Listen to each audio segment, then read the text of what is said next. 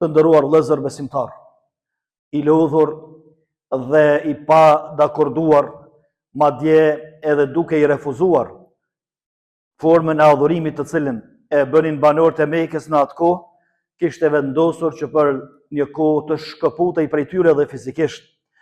Dhe mu për këtë zgjodhi një vend të largët nga Meka dhe një vend edhe të lartë për nga lartësia, në mënyrë që edhe të jetoj ose të qëndroj disa qaste aty për disa kohë dhe prej aty ta vështronte Mekën dhe sikurse priste me i arë ndonjë udhëzim, priste me i arë mësime se si duhet madhruar Allahu i vërtet, krijuesi i gjithësisë. Po për të nderuar vëllezër, Muhamedi alayhi salatu wassalam, edhe pse nuk kishte akoma shpallje, akoma nuk i kishte ardhur udhëzimi prej Allahut të lartësuar, mirë po e dinte se ajo që vepron në Mekasit ishte e kotë, sepse guri dhe druri as nuk bënin dëm dhe as nuk sjellin dobi, dhe si të tillë është e kotë që ata të madhrohen, t'u përulet atyre dhe të nënshtrohet njerëzit para tyre, sepse Zoti i vërtet është dikun tjetër. Dhe kështu pejgamberi alayhi salatu wassalam i kaloi disa muaj i vetmuar në shpellë derisa i erdhi Xhibrili me shpallje prej Allahut dhe ja komunikon fjalën e parë të Allahut duke i thënë Iqra, lexo. Është interesant të nderuar vëllezër besimtar, sepse Allahu përmes Xhibrilit po i thot lexo një njeriu që s'din lexim. Një njeriu që s'din shkelm lexim dhe a priori u përgjigj Xhibrilit se unë nuk lexoj, mos di të lexoj. Atëherë për dytën herë i tha lexo dhe e shtrëngoi. Pra pejgamberi alayhi salatu wassalam i tha nuk di të lexoj, prej nga të lexoj. Prap e shtrëngoi dhe i tha lexo me emrin e Zotit tënd i cili ka krijuar gjithçka. Dhe këtu e kuptoi pejgamberi alayhi salatu wassalam se këtu kemi të bëjmë me një çështje e cila është për te i leximit.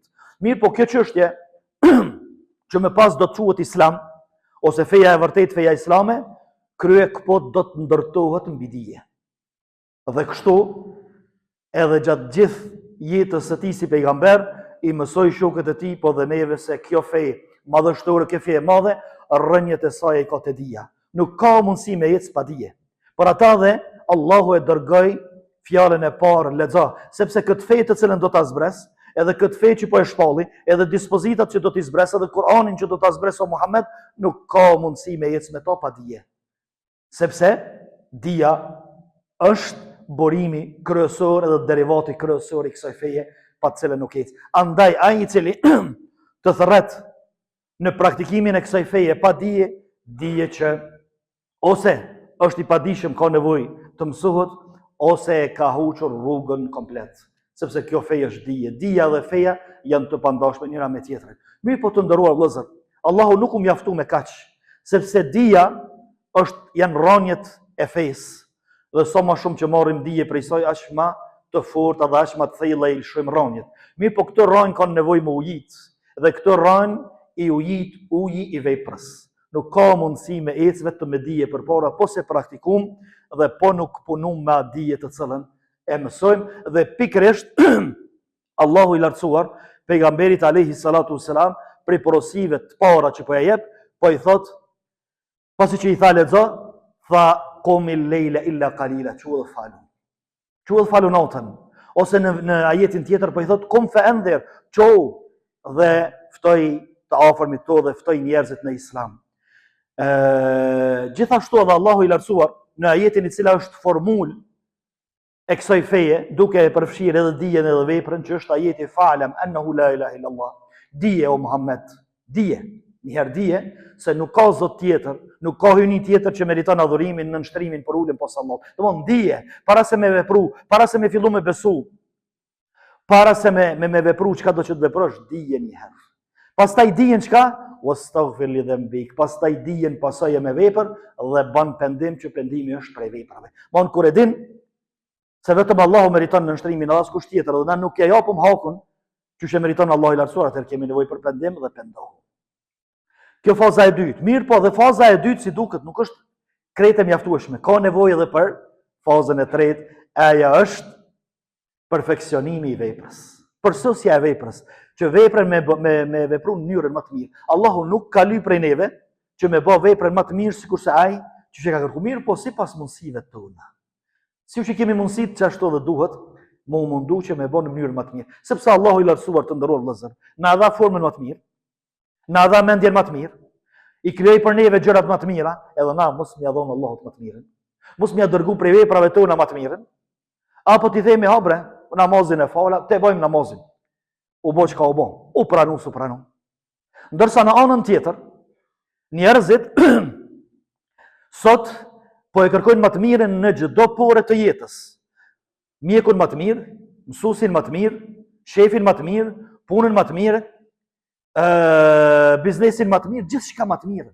Garderobën më të mirë, pamjen më të mirë, ndërtimin më të mirë, ndërsa te Allahu çat muj me i thu Allahut. Jo. Domethënë fillimisht duhet me mësu për Allahun në përfen e tij, pastaj me vepru edhe veprën e Allahut më dërgu më të mirën prej neve. Sepse pejgamberi alayhi salatu wassalam na porositi duke thënë se Allahu e dën muslimanin kur e kryen një punë për sos.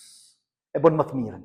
Mënyrën më të mirë të mundur e bën që atëherë Allahu e dën këtë njeri. Ndërsa Allahu tha wa kulli ibadi yaqulu allati hi ahsan. Të robërve të mirë ta thojnë më të mirën. Domethënë ta flasin më të mirën edhe ta veprojnë më të mirën, sepse jemi duke ja dërguar më të mirit. Më të madhit, fuqiplotit Allahut subhanahu wa taala. E më ne refuzuaj.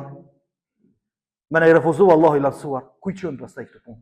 Ku i çon këtë vepra? Ku i çon këtë fjalë? S'ka kush i pranon edhe me i pranu, dikush tjetër s'na bën kur gjë do vi. E kështu që mos harrojmë se veprat e tona, fjalët e tona të mira, jemi duke i dërguar tek Allahu i lartësuar. E ta bëjmë më të mirën. Shembull të ndërrohet vëllazër, namazin, shembull konkret. Allahu i lartësuar nuk ka thënë në Kur'an kryeni namazin. Domethënë falën kryeni namazin që shmoni dhe jasnë. Jo, ka thënë faleni namazin. Përjetoni namazin. Namazin kryeni me shpirt dhe me zemër para se me kry me dur edhe me gjojnë pastaj me lëvizje të tjera që i kemi namaz. Kjo të ndëruar vëllazër do të thotë se namazi falet në xhami ose falet te shtëpia ai që e fal. Mirë, po efekti i namazit duhet më na shoqëroj jashtë xhamisë edhe jashtë vendit ku jemi falna. E atëherë kemi fal namazin. Ndërsa nëse efekti i namazit ndalon, posa të dalmi nga xhamia harrojmë që jemi fal, edhe vazhdojmë jetën me avazin ton, atëherë kemi kryer namazin. Po s'kemi fal namaz. E Allahu bëhet faleni namazin. Të nderuar vëllezër, namaz kur kemi thonë Allahu Akbar, Allahu është më i madh. Çka Allahu Akbar, apo mbetet për neve dhe mos i dalmi për xhamis apo vetëm xhamimi duke thonë Allahu Akbar. Pasi dalmi për xhamis, apo themi Allahu është më i madh, edhe nuk betohemi dikant tjetër posa Allahun, apo fillojmë më ulshun betime të njerëzve, e të nimeteve dhe negative tjera të Allahut që nuk meritojnë, as nuk duhet më betun to, po duhet më betu vetëm Allahun. Pastaj fatin ton apo ja lëm dorë atij që është më i madh, që kemi thënë Allahu Akbar ku jemi kon të fal, apo ja kemi dorëzu fatin ton falltorëve, ja kemi dorëzu njerëzve të ndryshëm. Pastaj të nderuar vëllezër, në namaz kemi thënë iyyaka na'budu wa iyyaka nasta'in, elhamin kur e kemi lexuar, vetëm ty të adhurojmë dhe vetëm prej tij ndihmë dhe falje kërkojmë. Mirë, jemi nënshtruar Allahut.